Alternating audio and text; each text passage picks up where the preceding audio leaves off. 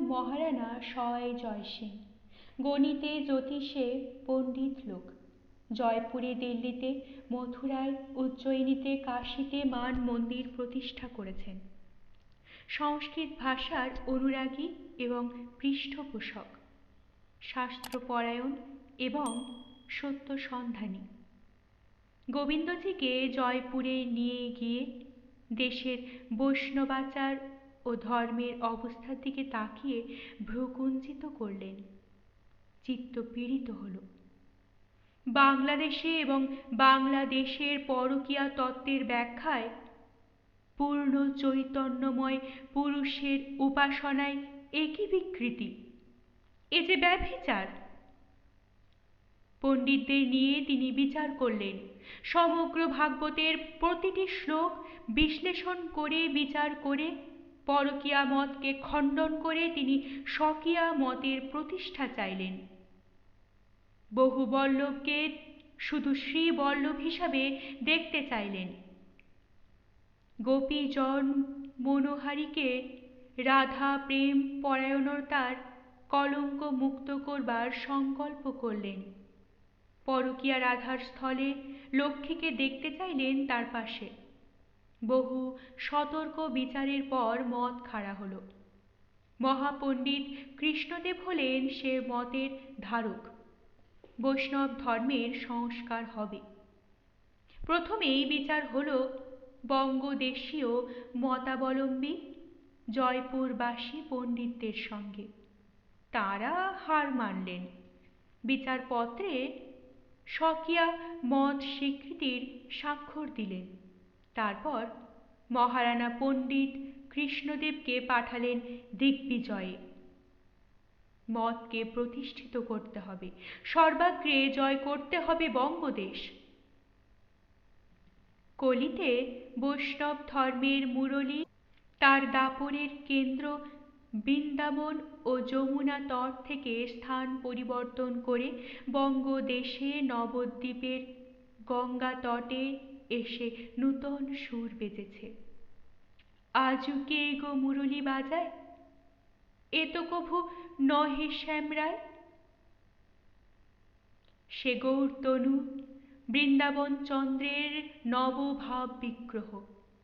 আবির্ভূত হলেন নবদ্বীপের শচী মাতার কোলে পণ্ডিত জগন্নাথ মিশ্রের ঘরে।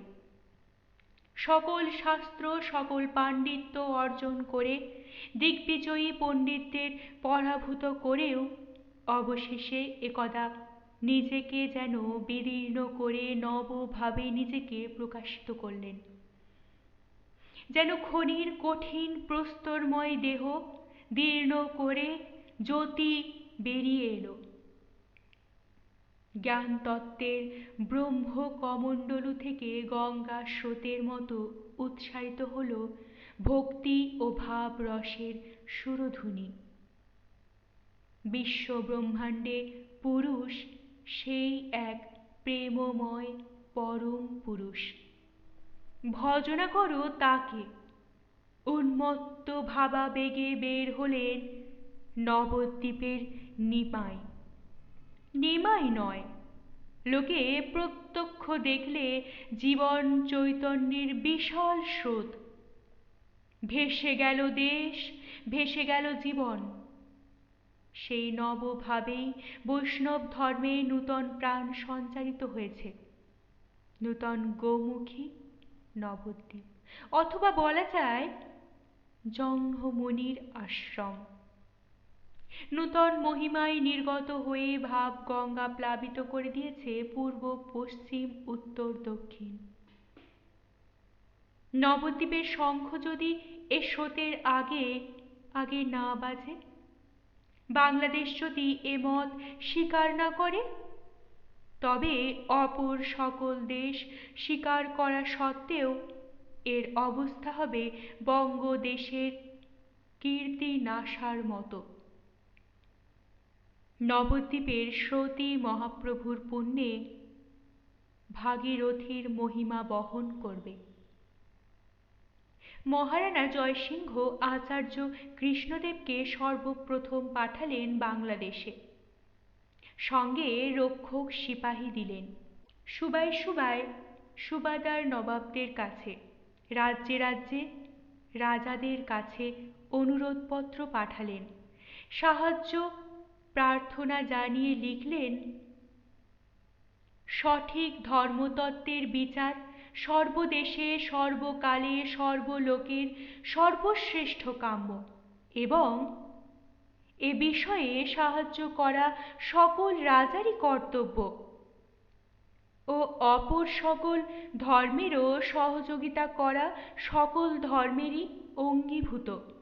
ধর্মতত্ত্ব গুহায় নিহিত, সেই গুহার পথ আবিষ্কার, নির্ভুল দিগদর্শন, বিচার ভিন্ন এবং বিনা তসবিজে হয় না। ধর্মের ভাণ্ডারে তছরূপ হইলে আসলে বদলে মেকি চলিলে বেহেস্তের স্বর্গের ফটক বন্ধ হইয়া যায়। সেখানে মেকি সেলামি অচল, অথবা বেহেস্তের তোষাখানা মেকি মালে ভরিয়া উঠিলে দুনিয়া জাহান্নামে যায়। খোদা তালায় ঈশ্বর রুষ্ট হইয়া ওঠেন। সুতরাং হিসাব নিকাশে সাহায্য করিয়া নিজের ও দশের ধর্মের কল্যাণ অবশ্যই করিবেন। প্রয়াগে এসে বিচার হল। কৃষ্ণদেবের প্রতিভা জয়যুক্ত হল। পণ্ডিতেরা স্বকীয়া মতে স্বাক্ষর দিলেন। সেখান থেকে স্থলপথ ছেড়ে নৌকা নিয়ে গঙ্গার স্রোত পথে নবদ্বীপ যাত্রা করেন। পথে কাশী, ভারতের সর্বধর্ম সর্ববিদ্যার মহাকেন্দ্র। এখানেও বিচার সভা বসল। কাশীর গঙ্গার ঘাট অতীত ভারতের সর্বপ্রাচীন বিশ্ববিদ্যাপীঠ। এত বিচার, এত গবেষণা, এত দীক্ষা, এত উপলব্ধি, জ্ঞানে ধ্যানে এত আবিষ্কার পৃথিবীর আর বোধ করি কোথাও হয়নি। আচার্য কৃষ্ণদেব ঘাটে পূর্বাশ্ব হয়ে জাহ্নবীকে সম্মুখে রেখে আসন গ্রহণ করলেন। আশেপাশে বসল শিষ্যরা। আর তার দক্ষিণে, বামে, উত্তরে ও দক্ষিণ মুখে বসলেন কাশীর বৈষ্ণবার্চেরা। দৃষ্টির সম্মুখে অনন্ত পুণ্যস্রোতা সুরধুনী। বিরাট ঘাট জনসমাগমে পূর্ণ, কিন্তু স্তব্ধ। শুধু গঙ্গার স্রোতের কল কল শব্দ উঠছিল। বিচারে আপন মতকে জয়যুক্ত করে আচার্য কৃষ্ণদেব বৈষ্ণবার্চের স্বাক্ষর নিয়ে উঠে গঙ্গার ঘাটে নেমে জল মাথায় দিয়ে উপরে উঠছেন। এক শ্যামবর্ণ কান্তিমান নবীন যুবক তার সম্মুখে হাত জোড় করে দাঁড়াল। মুণ্ডিত মস্তক, মধ্যস্থলে সুপুষ্ট শিখাগুচ্ছ, কপালে তিলক, বুকের ওপর দুলছে তুলসীর মালা। বললে, আপনার সঙ্গে বঙ্গদেশ বিজয়ে সঙ্গী হতে চাই। আচার্য তার মুখের দিকে চেয়ে তার কান্তিতে মুগ্ধ হয়ে বললেন, এসো, গ্রহণ করছি তোমাকে, দীক্ষা নাও আমার কাছে। সেই যুবকই এই নবীন সন্ন্যাসী। বুকে তার মায়ের সারা জীবনের বঞ্চনার বেদনা সঞ্চিত হয়ে রয়েছে ভূমিকম্পের কঠিন চাপে প্রস্তরীভূত মৃত্তিকার স্তরের মতো। তার ওপর বুনিয়াদ হয়ে সে গড়ে তুলেছে তার সংকল্পের মন্দির। তার মা যাতে বেদনা পেয়েছে, সারাটা জীবন ম্লানমুখী হয়ে কাটিয়েছে, তার উচ্ছেদ সে করবেই। ধর্মের নামে জীবনের বিকৃতি প্রবৃত্তি, এই ব্যভিচারকে সে জীবনপাত করে নির্মূল করবে। শাস্ত্রকে সে জেনেছে, অনুভূতি দিয়ে উপলব্ধি সে করেছে। মানুষের জীবনের মধ্যে চৈতন্যের প্রকাশ হয়ে চলেছে অসৎ থেকে সতে, অশুদ্ধতার থেকে পরিশুদ্ধতায়। বিকৃত ব্যাখ্যায় তাকে অধোমুখী বিপরীতমুখী করার পাপ কখনো সহ্য হবে না। সমস্ত দেশ, সমস্ত জাতি সব যাবে অনিবার্য ধ্বংসের পথে, বেণী মাধবের ধ্বজার দিকে, জ্ঞান বাপীর দিকে। বিশ্বনাথের পুরনো মন্দিরের দিকে সে তাকায়, আর সারা অঙ্গ তার ক্ষোভে বেদনায় টন টন করে ওঠে। বৃন্দাবন সে যায়নি, কিন্তু কল্পনায় সে দেখতে পায় বৃন্দাবনের ভাঙা মন্দির। তার মায়ের বেদনা আর এই বেদনা যেন এক হয়ে যায়। মধ্যে মধ্যে সে স্বপ্ন দেখে তার পূর্বপুরুষদের। তারা যেন বলেন, আমাদের বংশের পাপেরই এই পরিণাম। ঘুম ভেঙে গিয়ে উঠে বসে সে। সারা রাত্রি আর ঘুম হয় না। দোষ সে ঔরঙ্গজেব বাদশাহ বা হিন্দু ধর্মদ্বেষী বাদশাদের দেয় না। তারা তাদের ধর্ম বিশ্বাস মতো কাজ করেছে। ধর্ম বিশ্বাস যদি ভ্রান্ত হয় তবে তার ফলভোগ তারা করবে, কিন্তু হিন্দুর এ দুর্ভোগ তার নিজের জীবনের কর্মফল। এ পাপ থেকে হিন্দুকে উদ্ধার পেতে হবে। একদিন ইচ্ছা হয় একটা পতাকা হাতে করে সে বেরিয়ে পড়ে। কাশ্মীর থেকে কন্যাকুমারী, দ্বারকা থেকে মণিপুর পর্যন্ত চিৎকার করে ডাক দিয়ে বেড়ায়, ওগো বিলাস ব্যভিচার থেকে জাগো, ওঠো। কিন্তু সাহস হয়নি। সে শক্তি কি তার আছে? সেদিন দশাশ্বমেধ ঘাটে আচার্য কৃষ্ণদেবের ক্ষুরধার যুক্তিতর্কের দীপ্তি দেখে বঙ্গদেশানুসারী বৈষ্ণব পণ্ডিতদের অসহায় অবস্থা এবং পরাজয় দেখে তার অন্তরাত্মা বলে উঠল, এই তো, এই তো পেয়েছি নবগঙ্গার স্রোতধারা। এরই সঙ্গে মিশিয়ে দিই আমার জীবনের স্রোতটুকু। প্রবলতর হোক স্রোত, পরকীয়া সাধনার খাতের মুখ বন্ধ হয়ে যাক, অথবা সে স্রোত অভিশপ্ত হোক কীর্তিনাশার মতো। আচার্য কৃষ্ণদেবের সাদর সম্ভাষণের উত্তরে সে হাত জোর করে বললে, শুধু দীক্ষা নয়, আমি সন্ন্যাস গ্রহণ করে এই সাধনাকে প্রচার করব আজীবন, এই আমার সংকল্প। কৃষ্ণদেব বললেন, আমি সংসারী, আমি তো সন্ন্যাস দীক্ষা দিতে পারবো না, আমার তো অধিকার নেই। দৃঢ় কণ্ঠে নবীন ব্রহ্মচারী বললে, তাহলে দীক্ষা থাক, আপনার কাছে আমি শাস্ত্র তত্ত্বে শিষ্যত্ব গ্রহণ করছি। আমাকে শাস্ত্র শিষ্য হিসাবে গ্রহণ করুন, সঙ্গে নিন আমাকে। এই দিগ্বিজয়ের অভিযানে সামান্য কিছু করতে পারলেও জীবন সার্থক হবে আমার। সস্নেহে তার হাত ধরলেন কৃষ্ণদেব। নবাব জফির কুলি খাঁ কঠোর শাসক। হিসাব নিকাশ, অর্থনীতিতে, ভূমি ও রাজস্ব বিদ্যায় তিনি ছিলেন সুপণ্ডিত।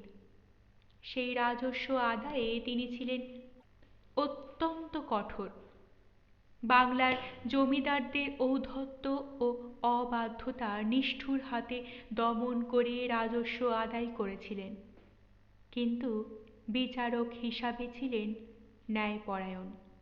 কৃষ্ণদেব তার দরবারে এসে মহারানা সওয়ার জয়সিংহের অনুরোধপত্র পেশ করতেই তিনি সসম্মানে গ্রহণ করে বললেন, মহারানার অনুরোধ আমি আমার পালনীয় কর্তব্য বলেই গ্রহণ করছি। এ আমার অবশ্য কর্তব্য। কৃষ্ণদেবকে বাসস্থান দিলেন। নবাবী ভাণ্ডার থেকে তার সিধার ব্যবস্থা হলো।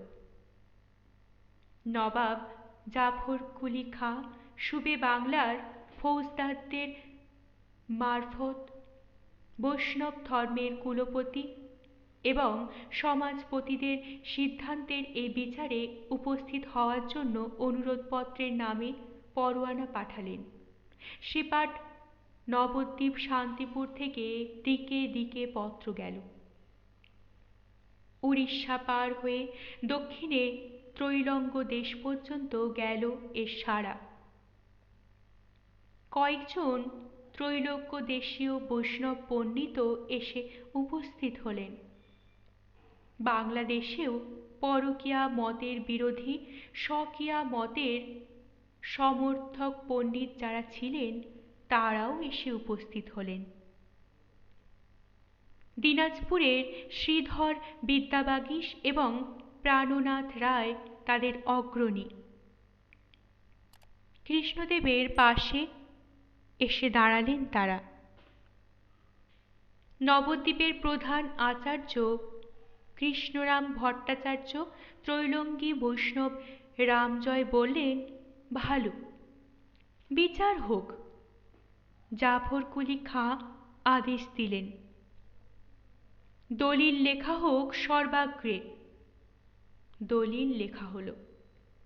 বাংলার বৈষ্ণবরা লিখলেন, আমরা শ্রী চৈতন্য মহাপ্রভুর মতাবলম্বী, অতএব বিচারে যে ধর্ম স্থায়ী হয় তাহাই লইব। এই মতো করা হইল। বিচার মানিলাম, তাহাতে পাতশায় শুভা শ্রীযুক্ত জাফর খাঁ সাহেব নিকট দরখাস্ত হইল। তিহ কহিলেন, ধর্মাধর্ম বিনা তজবিজ হয় না, অতএব বিচার কবুল করিলেন। সেই মতো সভাসদ হইল শ্রীপাঠ নবদ্বীপের শ্রীকৃষ্ণরাম ভট্টাচার্য ও ত্রৈলঙ্গ দেশের রামজয় বিদ্যালঙ্কার, সোনার গ্রামের শ্রীরাম বিদ্যাভূষণ ও শ্রী লক্ষ্মীকান্ত ভট্টাচার্য, গড়্ড়র শ্রী শ্রী কাশীর শ্রী হরানন্দ ব্রহ্মচারী ও নয়ানন্দ ভট্টাচার্য সাংমহুলা। জয়পুরের আচার্য কৃষ্ণদেব প্রসন্ন গাম্ভীর্যের সঙ্গেই বললেন, স্বীকার করছি। সাক্ষী মাথার ওপর চন্দ্র সূর্য, সাক্ষী সম্মুখে সমাসীন মতমন উলমুলক আলাউদ্দৌলা জাফর খাঁ নাসির জাং মুর্শিদ কুলি খাঁ। সুবে বাংলার দণ্ডমুণ্ডের মালিক, ধর্মের রক্ষক, যিনি যুদ্ধে বীর, পরোপকারে মুক্ত হস্ত, দানে হাতেম ও বিচারে নশেরুফার তুল্য। পরাজয় হলে আমি পরকীয়া মতকে স্বীকার করে এদের গুরু বলে মেনে নিয়ে দীক্ষা নেবার প্রতিজ্ঞা করছি। কৃষ্ণদেবের কণ্ঠস্বরের গাম্ভীর্যে বাগ্মিতায় চকিত হয়ে উঠল সভায় উপস্থিত আমির ওমরাহেরা। প্রদীপ্ত হয়ে উঠল তরুণ ব্রহ্মচারীর মুখ। আমির ওমরাহদের মধ্যে উপস্থিত ছিল তার জ্ঞাতিরা। কৃষ্ণদেব নিজের ধ্বজাটি দিলেন শিষ্যের হাতে। সে বহন করে নিয়ে গেল সেই ধ্বজা রাজসভা থেকে বিচার সভা পর্যন্ত। বিচার সভা বসল মুর্শিদাবাদে নয়, বসল মোকাম মালিহাটিতে। কাটোয়ার কাছে মালিহাটি। বৈষ্ণবাচার্য শ্রীনিবাস ঠাকুরের নাম মণ্ডপে অগ্রবর্তী হয়ে বসলেন শ্রীনিবাস ঠাকুরের বংশধর শ্রী রাধামোহন ঠাকুর। পাশে বসলেন শ্রীখণ্ডের নরহরি সরকার ঠাকুরের বংশধর। তাদের পাশে বসলেন বাংলার বৈষ্ণব আচার্যেরা। এপাশে কৃষ্ণদেব, পাশে শ্রীধর বিদ্যাবাগীশ, বাঁ দিকে তরুণ ব্রহ্মচারী, পাশে পুঁথির স্তূপ। এখন যে পুঁথির প্রয়োজন হয় জুগিয়ে দেয়। দ্রুত লেখনীতে লিখে যায় বিচারের যুক্তিতর্ক। বিচার চলল 6 মাস। 6 মাস বিচারের পর একদিন আচার্য কৃষ্ণদেব স্তব্ধ হলেন। চোখ থেকে তার জলের ধারা নেমে এসেছে। চৈতন্য স্বরূপ একমাত্র পুরুষের সেই বিশ্ব বিমোহন মূর্তি তার মনুষ্যচক্ষে ভেসে উঠেছে। বিশ্ব ব্রহ্মাণ্ডের প্রাণ শক্তির আধার মতো তার বাঁশি শুনে পাগলিনী। বিরহে ব্যাকুল, সুখ নাই, সান্ত্বনা নাই, তৃপ্তি নাই। এই মোহন বাঁশুরিয়াকে না পেলে সব শূন্য, সব শূন্য, সব শূন্য। সেই একমাত্র আপন, কিন্তু সে আপনার নয়, নিজস্ব নয়। বস্তুময় সংসার শত বন্ধনে বেঁধে রেখেছে প্রাণরূপিণী নায়িকাকে। তাকে অভিসার করতে হয় গোপনে, নিশীথ রাত্রে, বর্ষণ মুখর দুর্যোগের মধ্যে। ওদিকে বাঁশুরিয়ার বংশীধ্বনির আর বিরাম নাই। তিনিও ব্যাকুল, অধীর। প্রাণময়ী রাধা ছাড়া তার লীলা ব্যাকুলতার পরিতৃপ্তি কোথায়? নাম সমেতং কৃত সংকেতং বাদয়তে মৃদু বেণুম বহু মনুতে ননুতে তনু সঙ্গত পবন চলিত মপি রেণুম। কবিরাজ গোস্বামী জয়দেবের পদাবলীর মধ্যে দিয়ে পরকীয়া বৈষ্ণব ধর্মতত্ত্বের সেই আহ্বান প্রাণ রাধাকে স্মরণ করিয়ে দিচ্ছে। তিনি তোমাকে ডাকছেন, তোমাকে ডাকছেন। বাঁশি বাজে ওই শোনো। তিনি তোমার বিরহ ব্যাকুল। কাল চলে যায়, শত বন্ধনে বাঁধা মানুষ, মিথ্যা অভিমানে অধীর মানুষ। রাত্রি ধায়, আমার কথা রাখো, ওই পথ যাত্রা করো।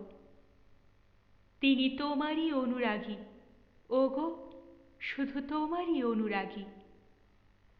কুরু মম বচনং সত্তর রচনং পুরুর মধুরী পুকামং।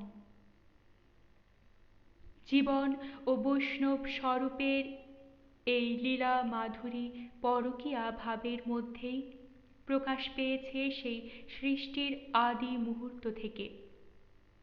এই হলো পরম সত্য। স্বকীয়া ভাবের মধ্যে এর রসাস্বাদন সম্পূর্ণ হতে পারেনি বলে স্বয়ং লক্ষ্মীই রাধা রূপে অবতীর্ণা হলেন। রাধামোহন ঠাকুর রাধা তত্ত্বের নিগূঢ় রহস্য ব্যক্ত করলেন। আচার্য কৃষ্ণদেব একদা বৈকুণ্ঠ লক্ষ্মী নিজে বললেন, প্রভু, আমি তো তোমার সর্বেশ্বরী, তোমার পরম সান্নিধ্যে অহরহ আমার অবস্থান।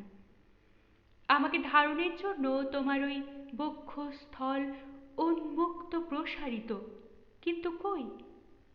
এই পাওয়ার মধ্যে তো পরিপূর্ণ তৃপ্তি পাচ্ছি না।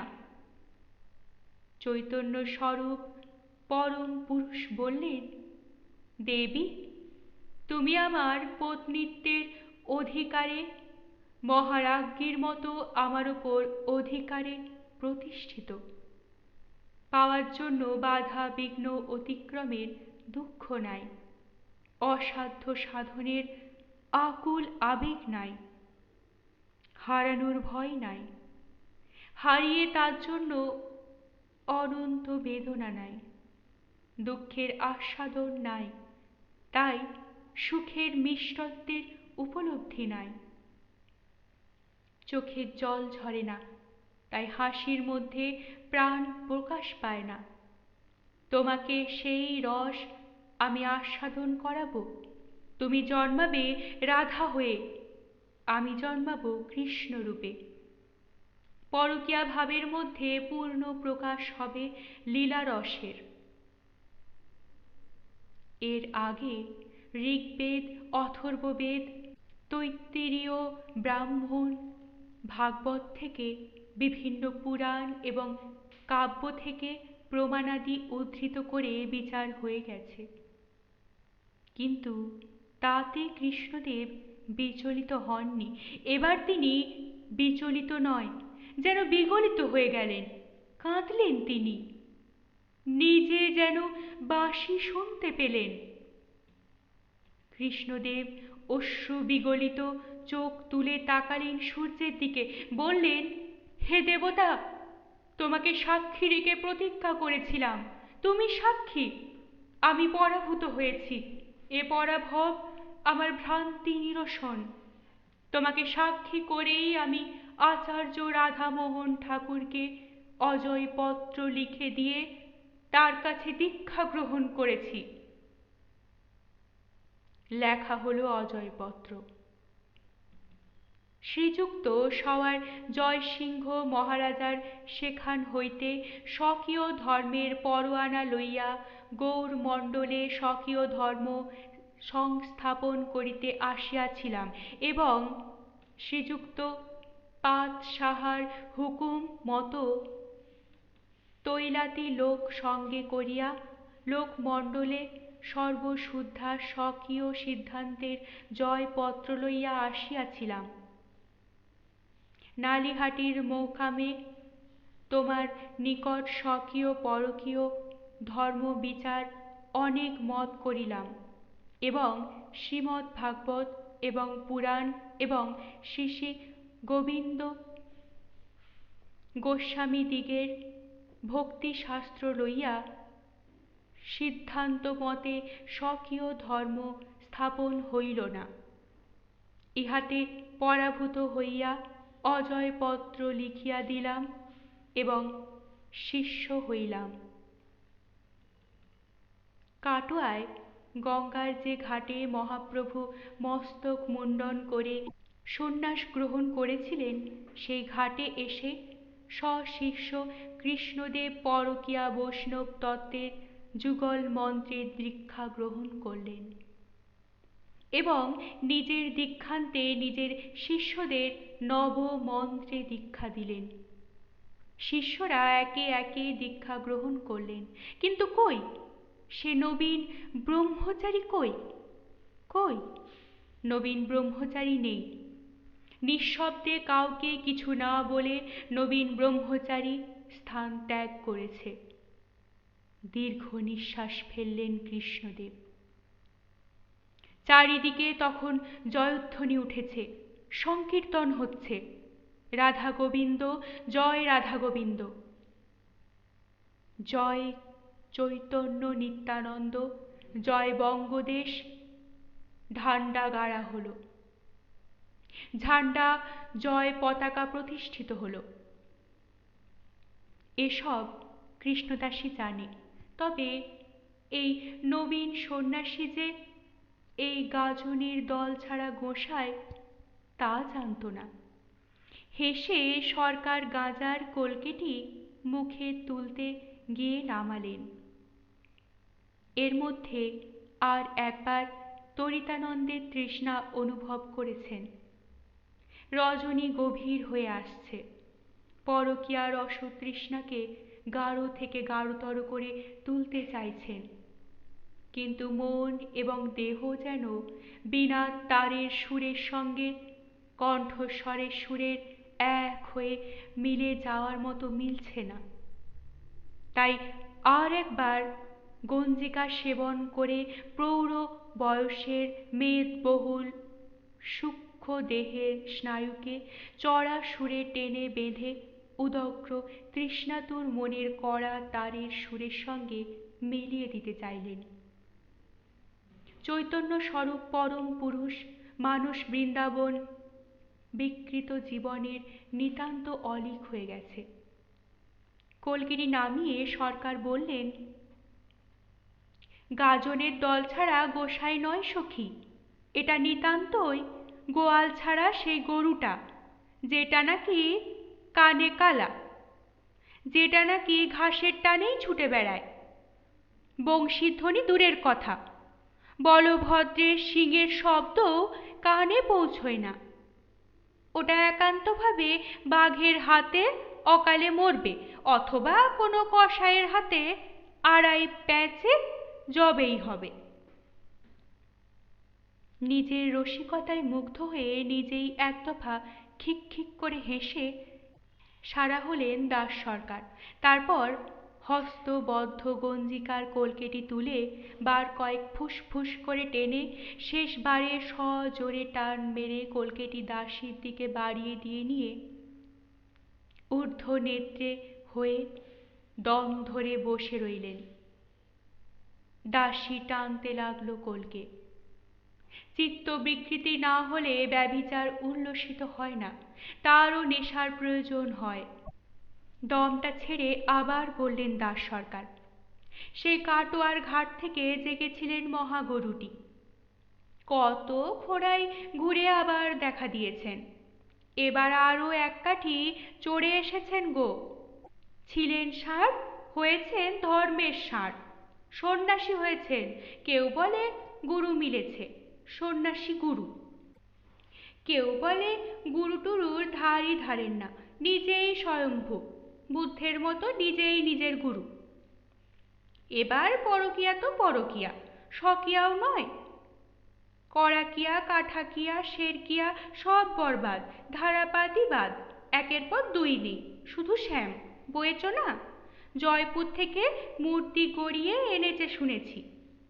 ভাইয়ের কাছে গিয়েছিল, ভাইটা ভালো, বিষয়ের বদলে মোটা টাকা দিয়েছে।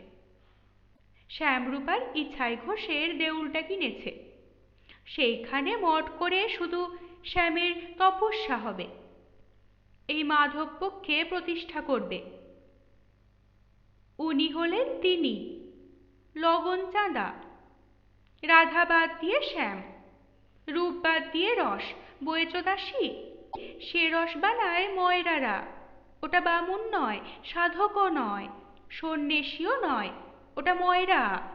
কিন্তু লাল চোখ মেলে দাসীর মুখের দিকে চাইলেন দাস সরকার। কি? হাসলে দাসী। তোমার এত খোঁজ? লক্ষণ তো ভালো নয় কেষ্টদাসী। কি বলে তোমার বুকের মধ্যে প্রাণ ভোমরার যেন গুনগুনানি শুনছি সখী। খিক খিক করে হাসতে লাগলেন দাস সরকার। এত জানেন আপনি? কি গুনগুনানি? কটাক্ষ হেনে দাসীও মুচকি হাসল। হাতখানির আঙুলে মুদ্রা করে দাসীর মুখের সামনে ধরে সরকার যথাসাধ্য সুরে গাইলেন, সখীরে মুঞ্চি কেন গেনু কালিন্দীর চলে, কালিয়া নাগরচিত হরি নীল ছলে। রূপের সাগরে আখি ডুবিয়া রহিল, যৌবনের বনে মন হারাইয়া গেল। দাসী চতুরা নায়িকা। সে কৃত্রিম দীর্ঘশ্বাস ফেলে উদাসভাবে বললে, তাই তো হয়। পুরুষেরা তাই চিরকাল বলে, অথচ অথচ কি? আমাদের এক কথা সরকার মশাই, আমাদের জীবন দিলে আর ফেরে না, ফাঁসি লাগে, সঙ্গে সঙ্গে সেও সুরে গান ধরে। তোমারই চরণে আমার পরাণে লাগিল প্রেমের ফাঁসি। দাস সরকারের চোখ দিয়ে জল পড়ে না, কিন্তু পিটপিট করে। দাসী কয়েক কলি গাইতে গাইতে সরকার ঘন ঘন চোখ মোছেন এবং সেই ঘর্ষণে বাধ্য হয়ে জল আসে এবং বারবার বলেন, রাধে রাধে রাধে, জয় রাধে, জয় রাধে। বাইরে মধ্যরাত্রির ঘোষণা করছে শিকারীরা। পেঁচা ডাকছে বাড়ির পাশের আম কাঁঠালের বাগানের গাছের কোটরে। বন্দরের ঘাটে মদ্যপের স্খলিত কণ্ঠের গান টুকরো টুকরো ভেসে আসছে সদ্য আগত দক্ষিণা বাতাসে। অজয়ের ওপারে শালবনে ফেউ ডাকছে। চিতাবাঘ বেরিয়েছে বোধ হয়। দাসী বলে, রাত্রি অনেক হলো সরকার মশাই, মোহিনী একলা আছে। হেসে সরকার বলেন, তোমার ঘরবন্ধন মন্ত্রের গণ্ডি পার হবে কে? ভয় কেন এত? আগ্রার মধ্যে তো জমের অধিকার নেই কৃষ্ণদাসী, তার উপর যে পাহারা রয়েছে কেলে সরকার, কোনো ভাবনা নেই। কৃষ্ণদাসী চমকে উঠল। কেলে সরকারকে পাহারা রেখেছে? কে রেখেছে? অক্রূর? কেন? ভুরু দুটো তার কুঁচকে উঠল। বলল, কেলে সরকারকে পাঠিয়েছে অক্রূর মোহিনীকে আগলাতে, না আমাদের ওপর নজর রাখতে? না না না, অক্রূর পাঠায়নি, দিব্যি করে বলছি। সে বেটার মোহিনীকে মনে ধরেছে, কিন্তু মনের টান ওই সব বুনো জাতের মেয়েদের ওপরই বেশি। পাঠিয়েছি আমি কৃষ্ণদাসী, তোমার মন্ত্রতন্ত্র আগ্রার মহিমা সবই জানি। তুমি বয়েছ না? তবু বয়েছ না? এমন একটা লোক পাহারা দিলে অনেক নিশ্চিন্তি। বেটাকে বলেছি 3 জন সাগরেদ নিয়ে গাছের ওপরে বসে থাকবে। আর বয়েছ কি না? তুমি এসেছ আমার কুঞ্জে। এ সময় আগ্রার কিছু ঘটলে দুঃখ তুমি পাবে, কিন্তু আমার সে অপবাদের সীমা থাকবে না গো। রাধে রাধে, এ যে আমার কর্তব্য সখী। কৃষ্ণদাসী শান্ত হল। শান্ত স্বরে বললে, আমাকে বলে রাখলেই হতো। হতো, কিন্তু আমার নিজের কি জোর নেই তোমার ওপর কৃষ্ণদাসী? শুধু তুমিই নও, মোহিনী, সেও তো ধরোগা মেয়ে, আমার ছেলের সাধন সঙ্গিনী হবে নাকি? কৃষ্ণদাসী চুপ করে রইল। তার মনের মধ্যে ভেসে উঠল অক্রূরের কুৎসিত চেহারাখানা। সরকার প্রশ্ন করলেন এবার, কত বয়স হলো মোহিনীর? এই 15। তবে আর কি, গর্ভ ধরে 16 করে ক্রিয়াটি করে ফেলো। ছেলেটা বড় বেবাগ্যা হয়ে উঠেছে, ওকে আর রাখতে পারছি না। বয়েছ না, কোন দিন কোন জবনী নটির খপ্পরে পড়বে। না না, এখনো না নয়, আমি অনেক অর্থ দিয়েছি, দিয়েও যাচ্ছি। আমার ছেলের নজরের কথা যদি লোকে না জানত কেষ্টদাসী, তাহলে এতদিন তোমার মন্ত্রতন্ত্র, তোমার আগ্রায় ঠাকুরের ভয়, এসব অগ্রাহ্য করে অনেক ধাক্কা তোমার দরজায় পড়ত। বয়েছ না? এখন আমার ছেলে নটিপাড়ায় ইতর লোকের হাতে ধরা পড়লে, বয়েছ না, আমার মাথা হেট হবে, তাছাড়া পাপ স্পর্শ করবে। পুষ্প, মাল্য, চন্দন, দুয়া, গুয়াপান ইত্যাদি উপকরণে সাজানো থালাখানি আসরের সামনে নামিয়ে দিল কেষ্টদাসী। কুঞ্জভঙ্গের ইশারা এটি।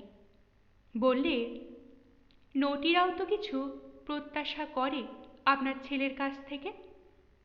আমার মেয়ের মনটা এখনো বড় কাঁচা সরকার মশাই, এসব বললে বড় লজ্জা পায়। এখন কিছুদিন যাক। বেশ শক্তভাবেই ঘাড় নাড়লে সে। অক্রূরের বীভৎস মূর্তিটা যেন তার চোখের সামনে দাঁড়িয়ে কুকুর দাঁত দুটো বের করে হাসছে। শুধু কদাকার নয়, তার ওপরেও কিছু। সাপরের মতো হিংস দেখায় তার ওই প্রকট সাধস্থের জন্য। বন্য জাতের মেয়েদের ওপর তার আসক্তি তাদের বন্য দেহোন্মত্ততার জন্যই শুধু নয়।